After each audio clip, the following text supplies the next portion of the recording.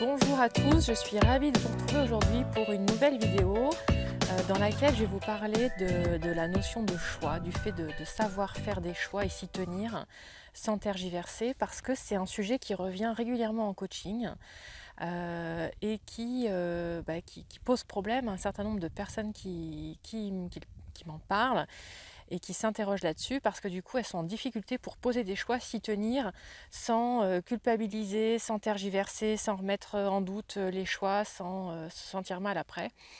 Et ça c'est quelque chose qui peut être assez coûteux en énergie, fatigant émotionnellement, etc. Alors les choix, il y a différents types de choix, hein. Il peut y avoir se fixer une résolution et s'y tenir.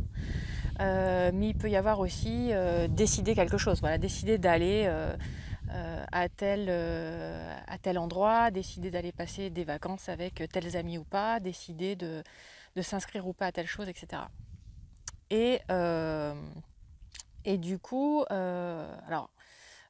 d'abord, je vais commencer par vous parler d'un livre que je lis en ce moment et que je trouve vraiment passionnant. Si vous ne le connaissez pas, je vous invite vivement à l'acheter et à vous plonger dans sa lecture. C'est The Miracle Morning de Hal Elrod, qui a été traduit en français, hein, vous pouvez le trouver en français. Et dans un de ses chapitres, il explique, alors, Miracle Morning, l'idée c'est de se lever le matin pour avoir du temps pour effectuer son rituel matinal et se mettre dans une bonne énergie, dans une bonne condition avant de démarrer sa journée. Et il développe évidemment tous les bienfaits que ça apporte.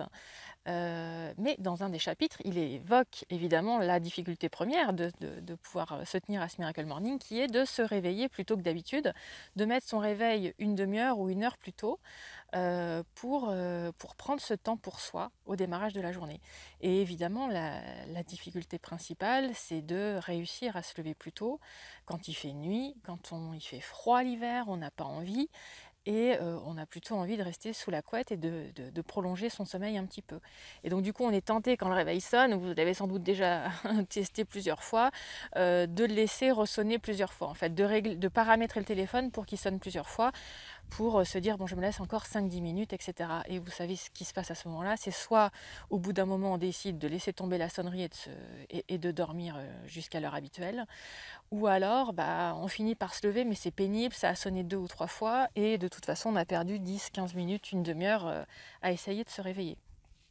Et donc, il explique que lui, ce qui a fait déclic pour lui, hein, pour l'aider à tenir son engagement et à se lever tôt le matin, c'est de se dire, mais en fait, quelle personne j'ai envie d'être ?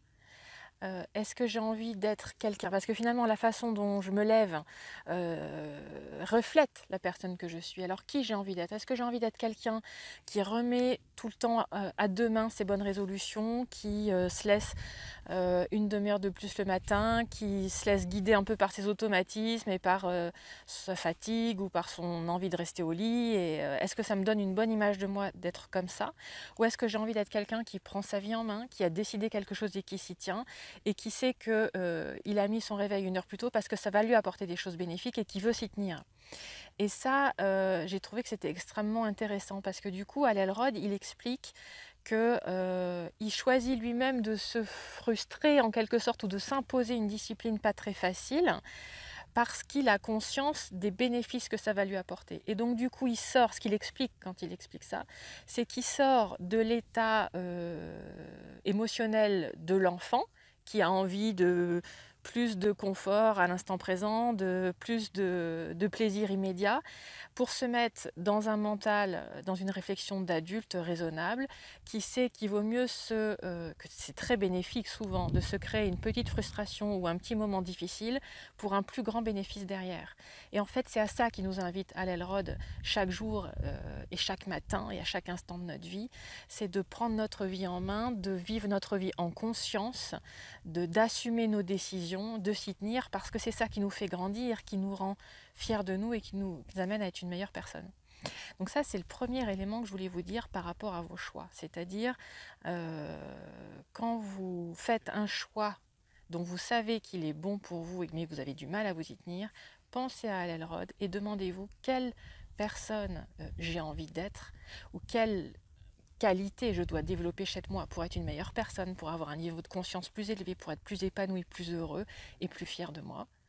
Et appliquez-vous à tenir ces bonnes résolutions. La deuxième chose,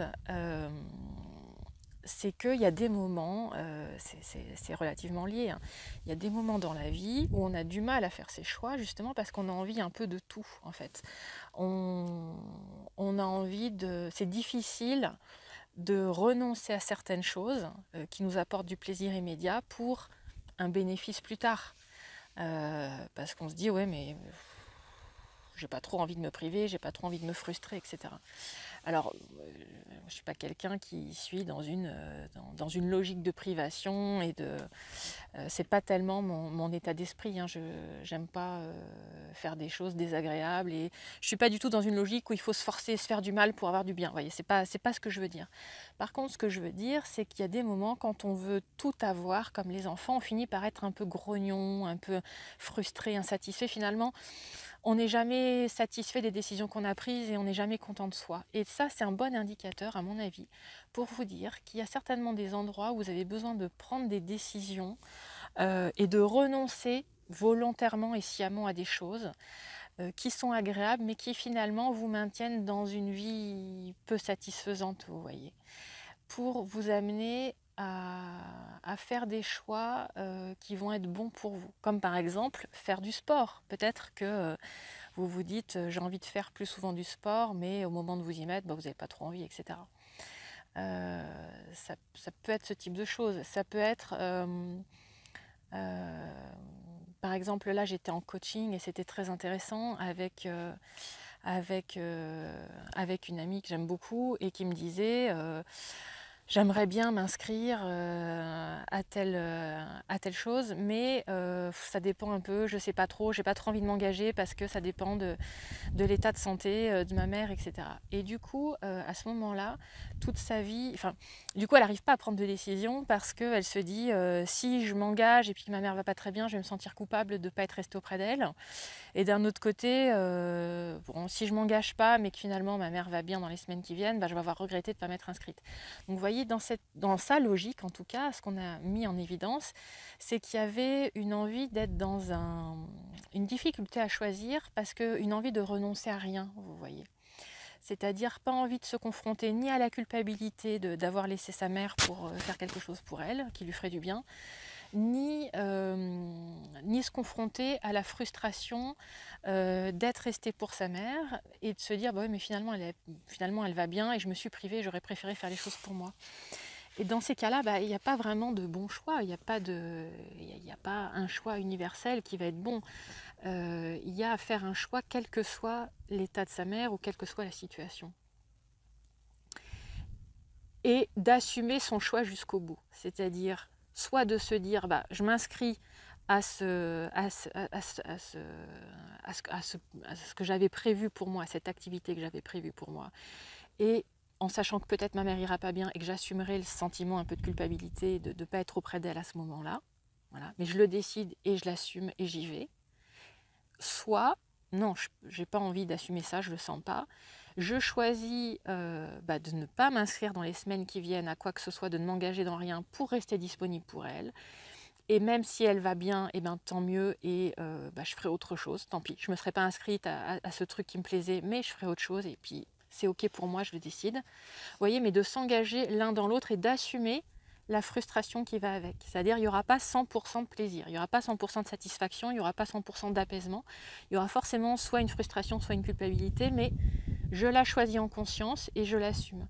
Et vous voyez qu'à partir de ce moment-là, quand on fait ce type de choix et qu'on s'y tient, on arrête de tergiverser, on s'engage dans quelque chose, ça amène de l'apaisement, ça amène de la clarté, ça amène de la liberté, on n'est plus prisonnier, on n'est plus tiraillé, et ça amène de la confiance en soi et de la fierté, on se sent grandi, on se sent plus solide, parce qu'on prend une position